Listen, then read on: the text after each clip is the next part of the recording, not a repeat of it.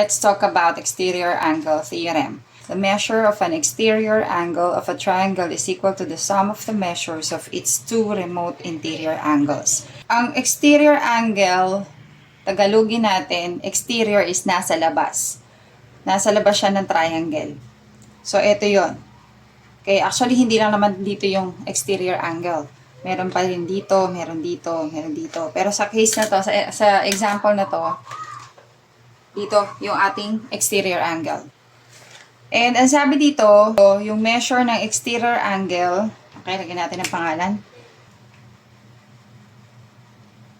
Ito yung ating exterior angle. And then, ito daw is equal to the sum of the measures of its two remote interior angles. Ano ba yung remote? Yung remote, yung hindi niya, remote interior, hindi niya katabi. Yung hindi adjacent sa kanya. Since tatlo lang naman ang interior angles ng triangle, and ito yung adjacent niya, ang sabi, remote interior angles. Ang remote interior angles ay yung hindi adjacent sa kanya. So, ito yung dalawa. Basta yung malayo. Remote interior angles. Ayan. So, basta yung malayo, yun yung remote interior. And then, meron tayo dito which can be used as an equation later. Yung measurement ng angle 1 plus the measure of angle 2 is equal to the measurement of angle 4. Okay, yung equation na to, tinranslate lang yung sinabi dito. That the sum of its two remote interior angles, so sum yan, is equal to the exterior angle. Tapos ito, kailangan ang measurement ng exterior angle is always greater than any of its remote interior angle. So itong angle 4, yung exterior angle dapat greater than dito siya, or yung angle 4 greater than measurement of angle 1. Now let us apply this exterior angle theorem. Number 1, ito yung ating figure. Ito yung ating exterior angle. This is our exterior angle, angle 2. And then ito yung adjacent, angle 1. Given ang remote interior angles. So, hahanapin natin tong dalawa. So, since 180 degrees ang measurement ng interior angles ng triangle, meron ka na ditong 50 tsaka 60. So, you just add 50 plus 60 is 110. And 180 minus 110 is 70. And ang sabi kanina, yung sum daw nito, so we just add, si 50 plus 60 is 110. Ang sabi kanina, yung sum daw nito is equal to the measurement ng exterior angle. So, if this is 110, pag inad natin, ibig sabihin yung angle 2 is also 110.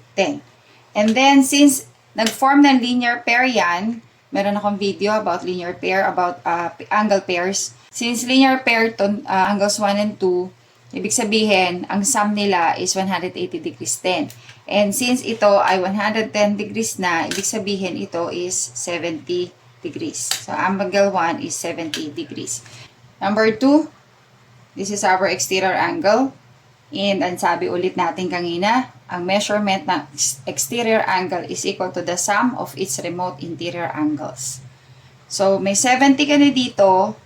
Ilan na lang ang kulang para maging 120. And that is 50. So, 50 degrees. Ganun lang. For number 3, meron tayong triangle PQR. Tapos, ito nag-extend exterior angle natin is QRS. Pag nahihirapang mag-name ng angle, meron din akong video how to name an angle. Kasi in naming an angle, you can only use either one letter or 3 letters.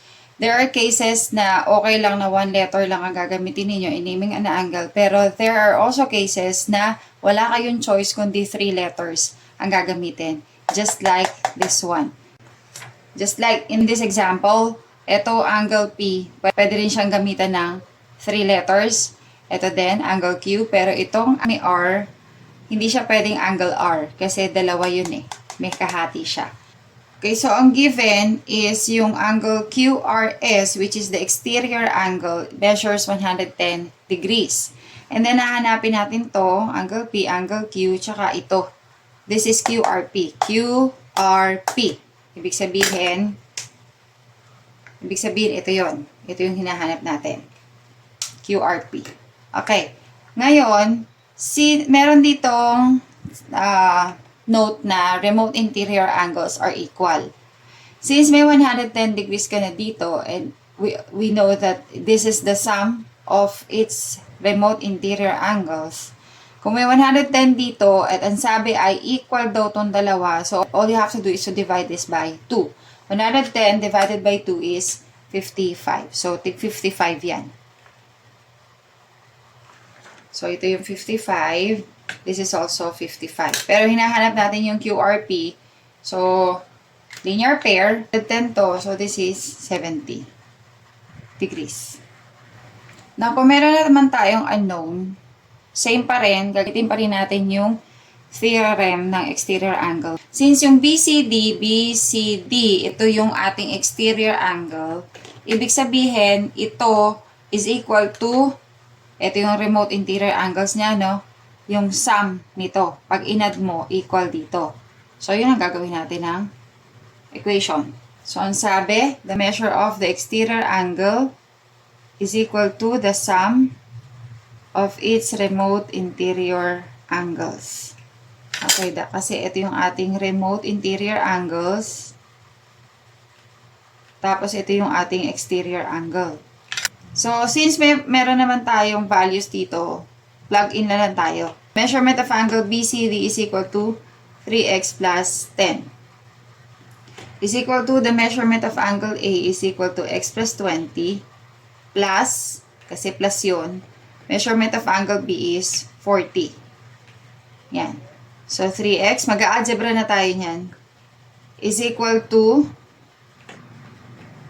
itong 10, ililipat natin doon ha, kasi constant to eh. So, kailangan x lang lahat ang nandito sa kabilang side. Itong x na to, pwede nyo pagsabayin. Ilipat na.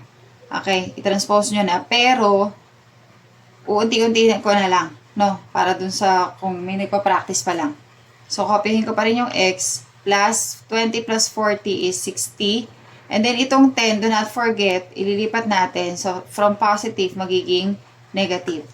Now, itong x na to, isama na natin dito. Kasi kailangan natin magko-combine ng like terms. Lahat ng x nandito sa kabilang side ng equation. Lahat ng constant nandito sa kabilang side ng equation. So, 3x from positive magiging negative is equal to 60 minus 10 is 50.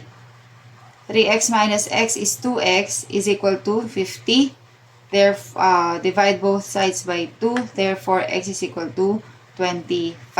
Now, hindi pa to yung final answer. And wala rin degree symbol dito kasi hindi naman to yung measurement ng angle pa. Value lang siya ng x na isa-substitute natin dito so that we will be able to know kung ano yung measurements ng angles na hinahanap. Okay, so angle A, sa substitute natin, plug in natin yung 25. So, 25 plus 20 is 45. So, angle A is 45 degrees. So, 45 yan. Tapos, yung angle B, 40. Given na yan eh. Then, yung angle BCD, itong exterior. So, 3x plus 10. So, 3 times 25 is 75 plus 10 is equal to 85 degrees. So, ito yung mga measurements na hinahanap natin. Ngayon, kung hahanapin din yung isa, yung adjacent angle, ito, yung interior, linear pair yan. Since 85 to, para maging 180 degrees, so the measurement of angle BCA is equal to 180 minus 85 is 95 degrees. So this measures 95 degrees.